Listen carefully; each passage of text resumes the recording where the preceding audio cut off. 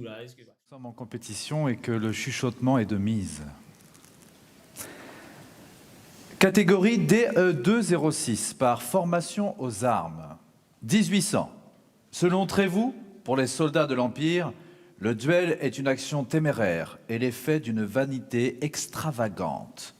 Duelliste.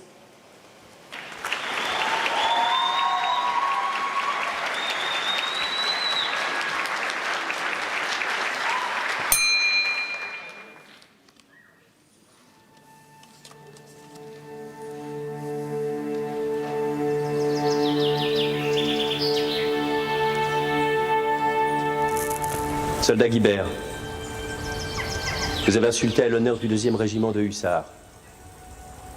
Acceptez-vous de présenter vos excuses? Bien sûr. Capitaine Després, le soldat Guibert a présenté ses excuses. Si vous les acceptez, vous serez déclaré vainqueur. Acceptez-vous ces excuses?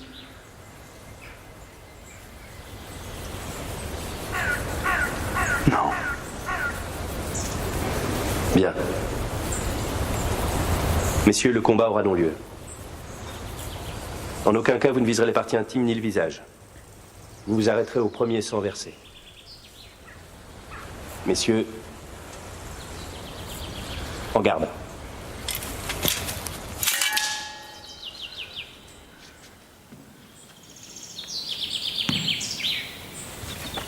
Oh, shit.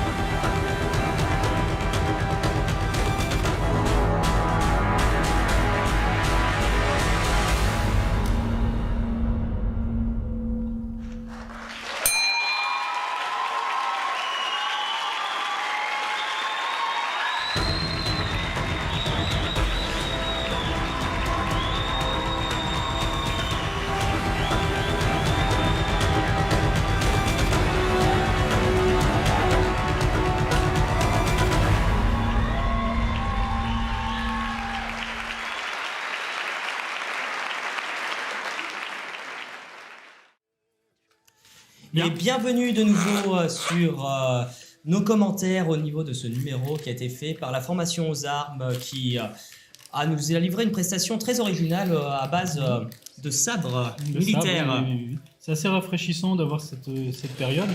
Et comment dire, le dynamisme qui a été mis dans son duel était assez impressionnant. Moi j'appelle ça une danse des lames parce que ça bouge dans tous les sens. On voit des lames qui partent partout et on a peur pour celui qui est en face en fait. Moi en tant que public, voilà, j'ai la respiration qui se coupe par moment et il y a vraiment une puissance, un dynamisme, un mouvement dans cette prestation. À ça se rajoutent des costumes qui sont magnifiques, je peux le dire. Oui, les costumes sont magnifiques. C'est des superbes costumes. Une référence à The Duelist sur l'un des. Tout à fait, voilà. Quand même, un excellent film. Si vous l'avez jamais vu, The Duelist, foncez le voir. Mais après les championnats de France d'escrime artistique, vous restez avec nous demain sur Twitch, sur le YouTube de la Fédération. Et après, vous pourrez aller regarder The Duelist. Demain. Mais voilà, c'est vrai que c'est une belle référence à The Duelist et on retrouve cette dynamisme et cette utilisation du sabre qui est plus en taille qu'en estoc. Qu'en estoc, oui, je vais soulever ce point parce que c'est vrai que tout à l'heure vous m'avez entendu dire que dans l'époque Renaissance, Grand Siècle, l'usage était plutôt sur la pointe. C'est lié principalement à l'arme utilisée qui est souvent la rapière. Dans le cadre de l'utilisation du sabre militaire, là pour le coup on retourne une escrime de taille.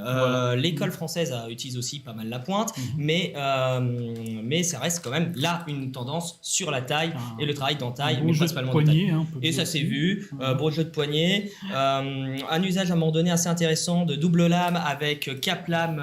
Cap contre sabre, cap contre sabre. Et oui, c'est intéressant, sachant qu'il y a quand même une difficulté. Quand vous passez à deux sabres ou deux armes en ambidextrie, il y a toujours le risque qu'à un moment donné, vous oubliez votre arme. Toujours le risque que vous oubliez une de vos armes qui fait un peu bras mort sur le côté.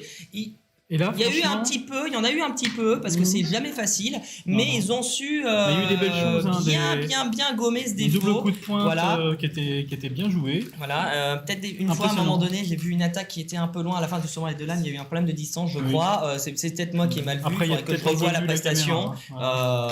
Mais non, je trouve que pour la formation des armes, c'est très honorable ce qu'ils ont fait. On sent une bonne maîtrise des armes qu'ils utilisent. Voilà. Les poses. Énormément de travail sur les poses.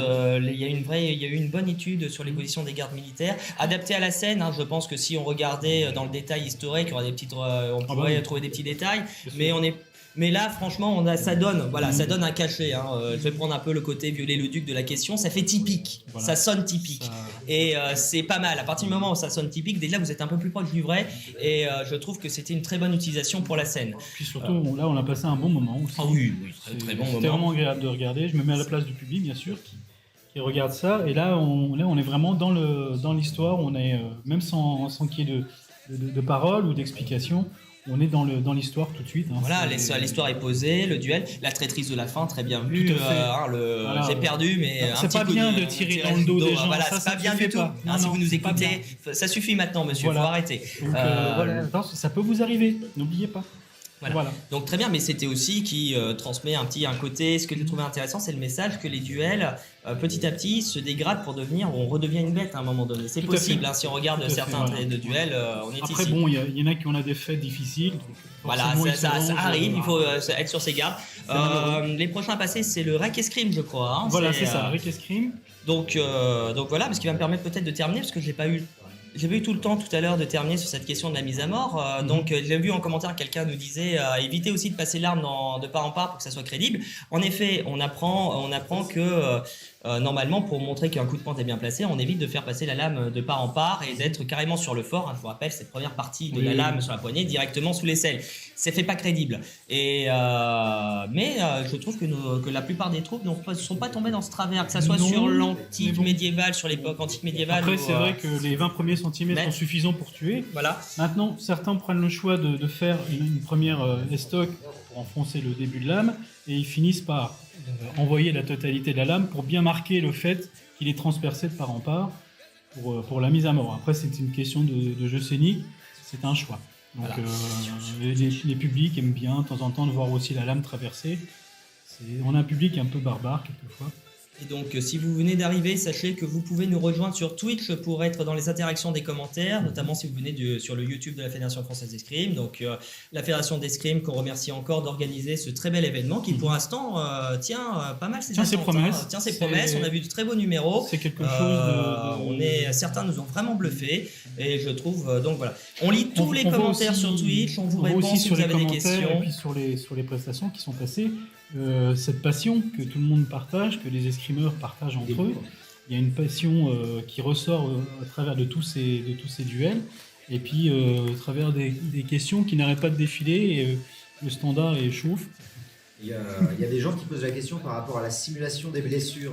Oui, voilà. Est-ce que c'est quelque chose de courant De la simulation des blessures, oui, il est commun normalement. Un combat se termine par la blessure ou la mort d'un des protagonistes, voire. Mais on passe au rec. On nous fait signe.